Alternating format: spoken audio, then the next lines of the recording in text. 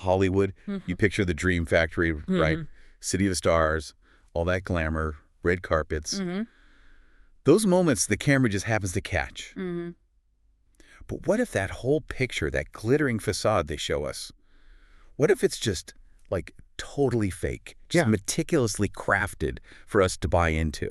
It's a huge question, isn't it? Because, our whole fascination with celebrities kind of hangs on believing there's something real there, something authentic. Yeah. So tonight, in this deep dive, we're really going to challenge that. We're pulling back that velvet rope, inviting you behind the scenes, basically, to see the machinery that makes Hollywood tick. The stuff you don't normally see. Okay, so let's do it. Our mission here is, like, to give you a shortcut, to get you properly informed about what's really going on beneath the surface in Hollywood. Exactly. We're going to peel back the layers on, well, everything. Those candid paparazzi shots that maybe aren't so candid, the PR folks who basically invent reality. We'll get into the real story behind those massive box office numbers, how awards might be, bought more than earned. Right. And even touch on some darker stuff. Whispers of, like, weird connections and mysteries nobody talks about. This isn't the Hollywood they sell you? No, this is more like the secret life of Hollywood. Okay, let's jump in. Part 1, the gilded cage. How is this whole illusion actually built? And let's start with the paparazzi paradox, I call it. Because most of us, we picture these really aggressive photographers, right? Like Ron Galella, the godfather of U.S. paparazzi culture. Oh, yeah. Famous for hounding Jackie O. And didn't Marlon Brando break his jaw or something? They did, yeah. That was pretty infamous. And the word itself, paparazzo, from Fellini's film La Dolce Vita, apparently it means like a buzzing insect. Annoying, right? That's the old image. That's the myth, definitely.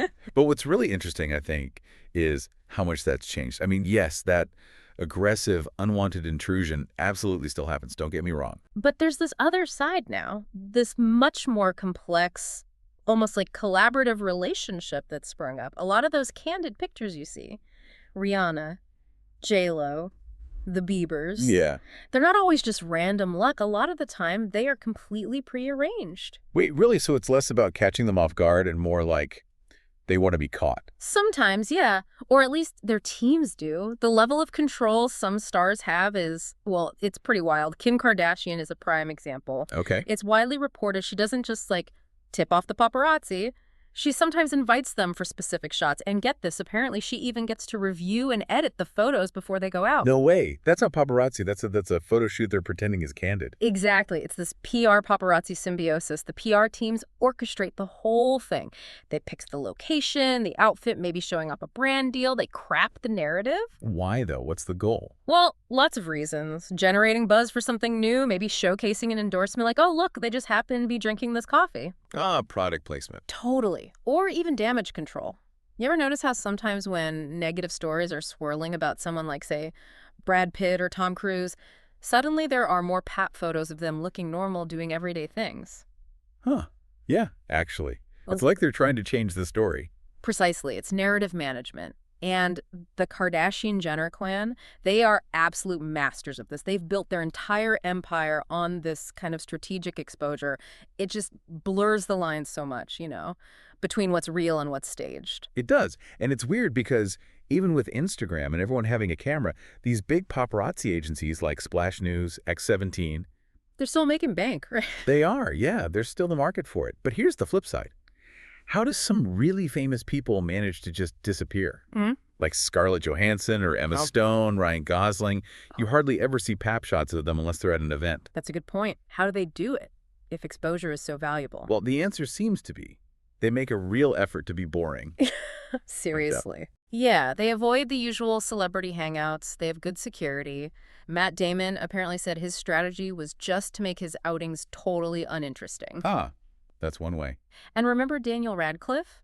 When he was doing that play, Equus, he wore the exact same jacket and hat leaving the theater every single night. Why?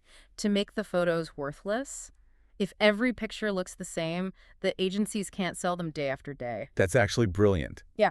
So what this really tells us is being constantly papped isn't just something that happens to you because you're famous. A lot of the time, it's a choice.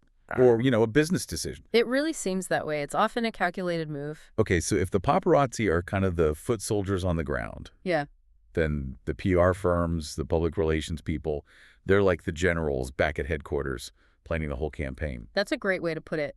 They're the career architects, meticulously shaping pretty much every single thing the public sees about a star.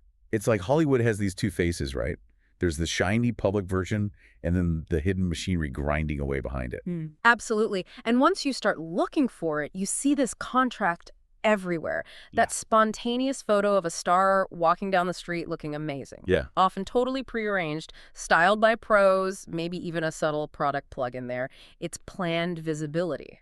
Right. And those sudden whirlwind celebrity romances, the ones that pop up right when they have a movie coming out together. Oh yeah, the showmance. Often brokered for mutual PR.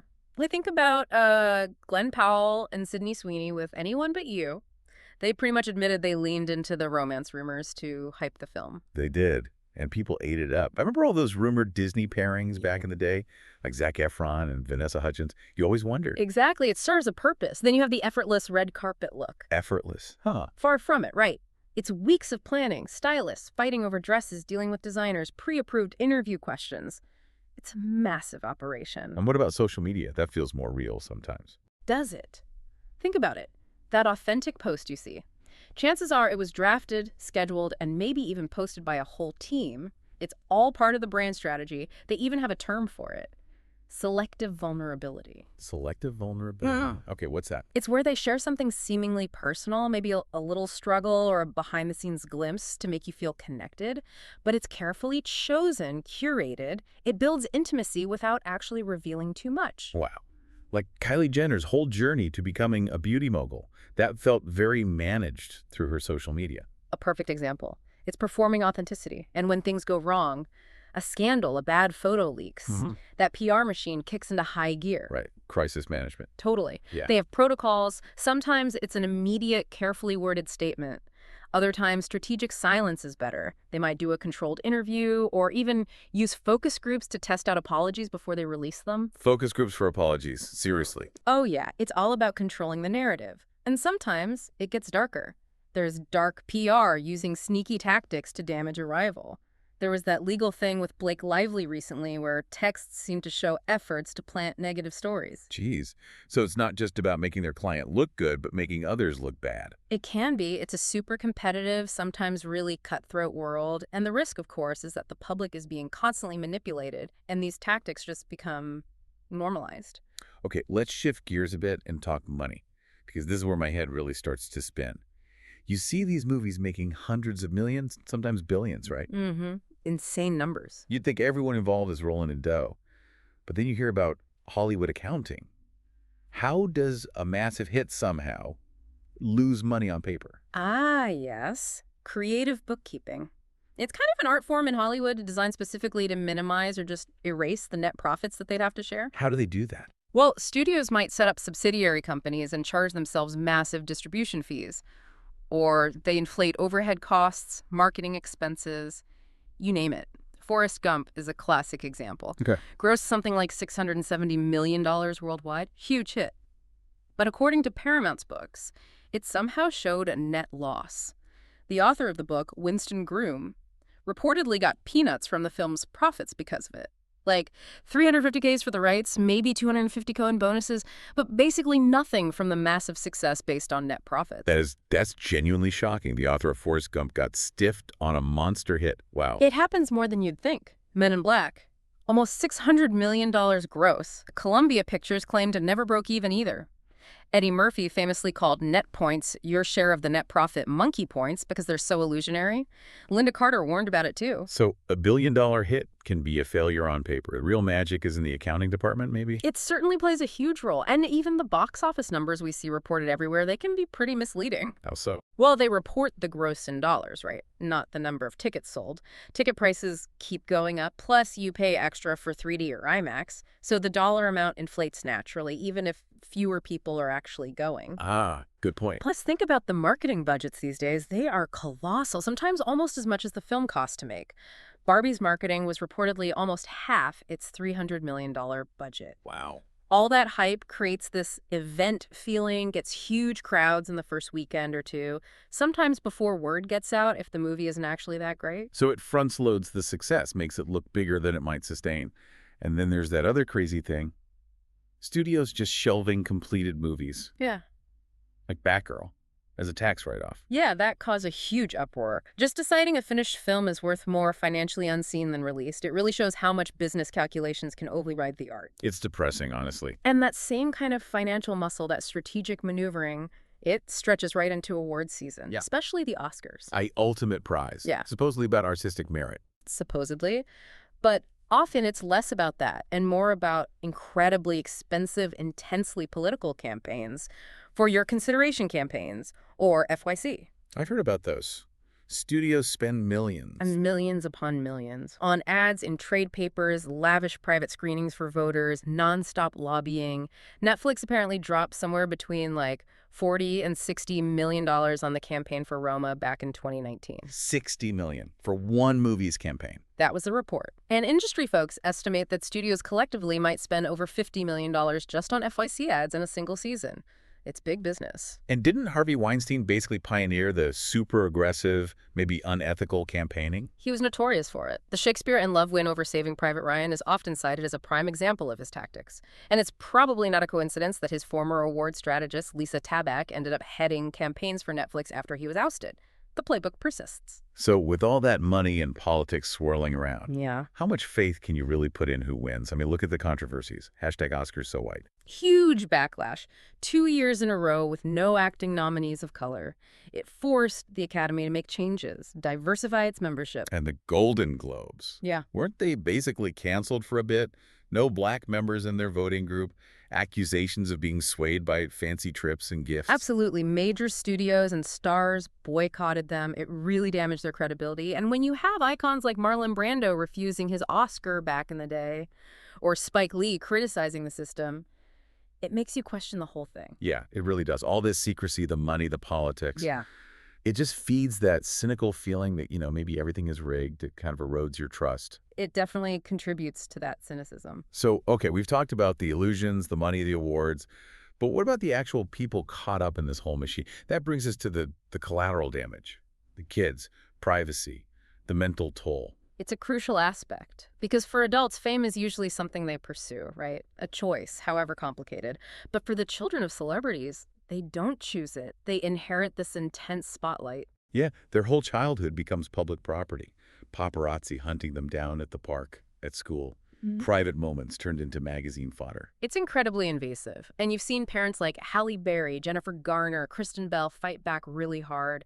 They pushed for laws in California to protect kids. The anti-paparazzi laws, what do they do exactly? They make it illegal to trespass, to photograph kids during private or family activities, restrict using drones for surveillance. They try to create some boundaries, but there's always this tension with First Amendment press freedom arguments. It's an ongoing battle. And just imagine the psychological impact on those kids. Growing up, feeling watched, maybe scared.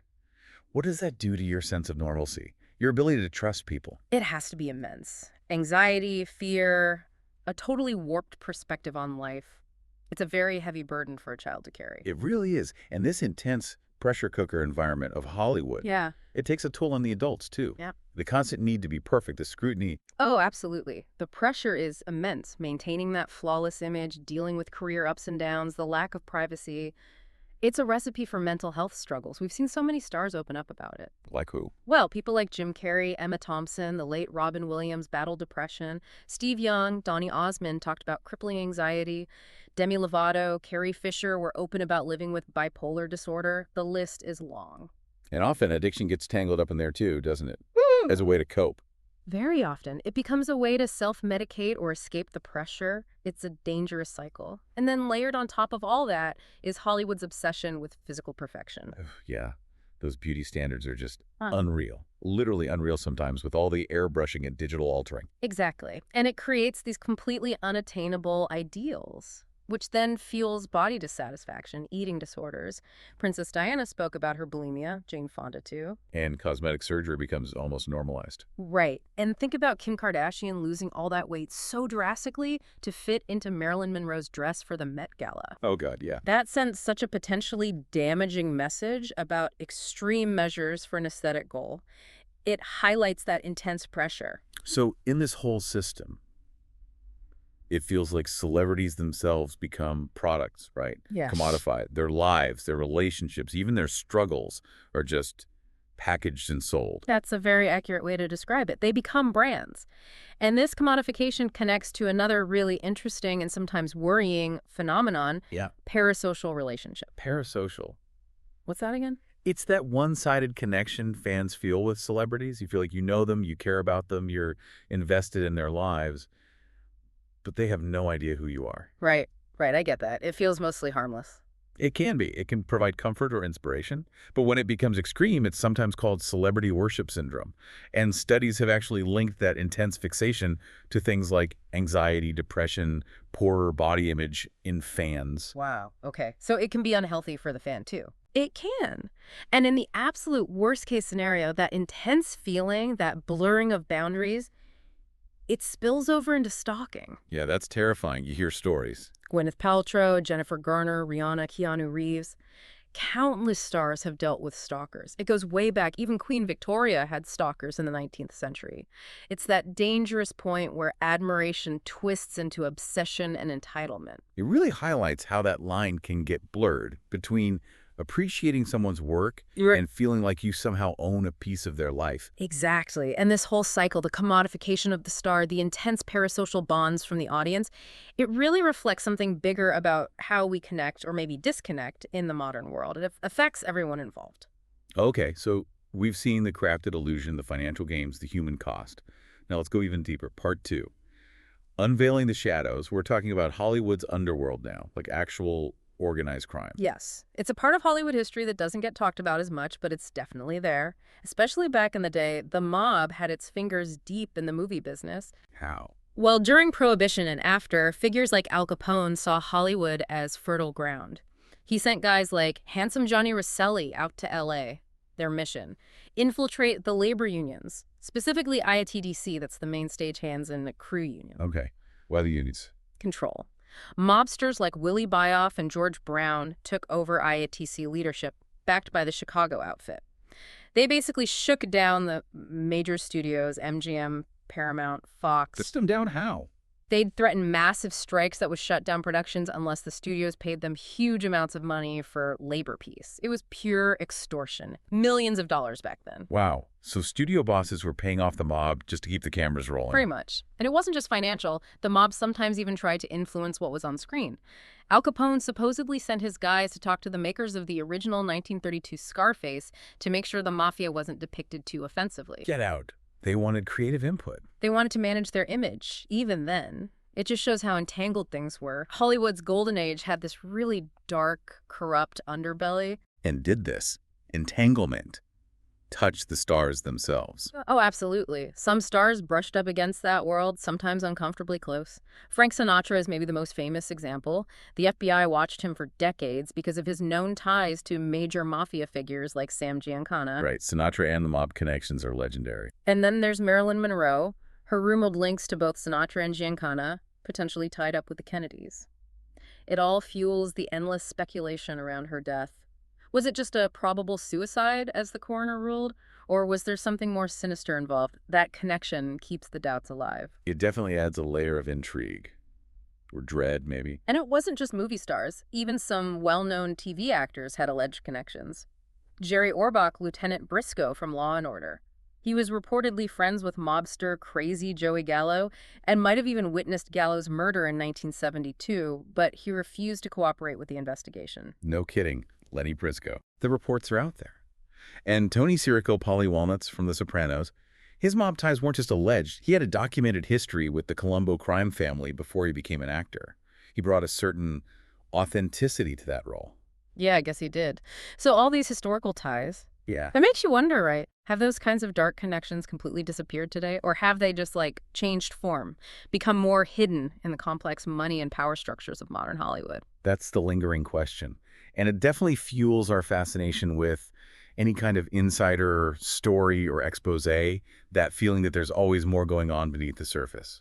Which leads us perfectly into Hollywood's coldest cases. The mysteries that just won't go away. Maybe the ones someone powerful wants to stay buried. Yeah. And you have to start with the Black Dahlia, right? It's probably Hollywood's most infamous, most chilling unsolved mystery. Elizabeth Short, 1947. The details are just gruesome. A young, aspiring actress, her body found cut in half, horribly mutilated, drained of blood, that awful Glasgow smile carved on her face. Posed, even. It's nightmarish. The LAPD had a massive investigation, hundreds of suspects, people confessing falsely. Someone even sent taunting notes to the newspapers, supposedly from the killer. There was that persistent theory about the killer being someone with medical knowledge. And still, nothing after all this time. Officially unsolved over 75 years later. And a case like that, so brutal, so public, yet unsolved, it just breeds distrust. It fuels conspiracy theories in that sense that maybe the truth was deliberately hidden. Yeah, it really sticks with you. And then much more recently, you have the Brittany Murphy case. That one is just bizarre. It really is perplexing. She died suddenly in 2009, only 32. The official cause, pneumonia, anemia, multiple drug intoxication, mostly over-the-counter and prescription meds. Accidental but preventable, they said. Okay. Tragic, but maybe understandable. But then, just 5 months later, her husband, Simon Monjack, dies in the same house. And the primary causes listed: pneumonia and severe anemia, the exact same main causes as Brittany. that is just uncanny. How is that even possible? The coincidence is staggering. It really is. And it immediately sparked all sorts of theories. Brittany's estranged father came forward, claiming they were poisoned. He commissioned independent lab tests on hair samples that supposedly showed high levels of heavy metals. Poisoned. Did the officials look into that? The coroner disputed the heavy metal findings, said they weren't necessarily toxic levels, and stuck by the original causes of death. There was also a theory about toxic mold in the house. But despite the official explanations, the sheer strangeness of both dying from the same rare combination of factors, it leaves a lot of people feeling like the full story hasn't been told. Yeah, it's hard to just accept it as coincidence. And there are other weird cases too, right? Other whispers. Oh, definitely. There's the mysterious death of actor Nick Adams in the 60s, ruled a suicide but with lingering questions. The unsolved murder of Karen Cooksonet, another young actress. And way back, the Fatty Arbuckle scandal in the 1920s. Arbuckle. He was accused of manslaughter, right? But acquitted. Tried 3 times, eventually acquitted. But the scandal destroyed his career. And there were always whispers of cover-ups, powerful people intervening. All these incidents, solved or unsolved, they weave into this dark mythology of Hollywood. This idea that it's a place where terrible secrets can be hidden, maybe forever. It definitely paints a picture of glamour with some very deep shadows. Each story just adds another piece to that puzzle, suggesting the shiny surface we see is maybe just a very thin veil over something much more complicated and sometimes much more dangerous. So we've taken this journey behind Hollywood's velvet rope. And, well, the picture that emerges is pretty different from the one they usually sell us, isn't it? Starkly different. Yeah, that whole spectacle, the paparazzi moments, the perfect personas, the giant box office numbers, the shiny awards, so much of it seems to be this carefully built illusion, almost like a product manufactured for consumption. Right. Not just entertainment, but a product. And this huge, glittering machine, it runs on enormous resources, incredible strategic planning, but it also comes at a real human cost. Yeah, we saw that. For the stars themselves, it's this constant performance, immense pressure, leading to serious mental health issues, addiction, chasing these impossible physical ideals. And their kids get pulled in, their privacy just gone, sacrificed for the public's gaze. It's a heavy price. And the effects ripple out, right? They reach all of us, you, the audience. Seeing this nonstop stream of curated perfection, it has to warp our own perceptions of beauty, success, what a normal life even looks like. Absolutely. And it fuels those parasocial relationships we talked about, people pouring emotional energy into these distant figures, sometimes to an unhealthy degree. Leading to celebrity worship or even, God forbid, stalking. It can. And when people become commodities, when their lives are just marketing tools, and when truth itself feels like it's just bent to serve an image or make a profit, it chips away at our collective trust, doesn't it? It really does. And remembering those darker threads.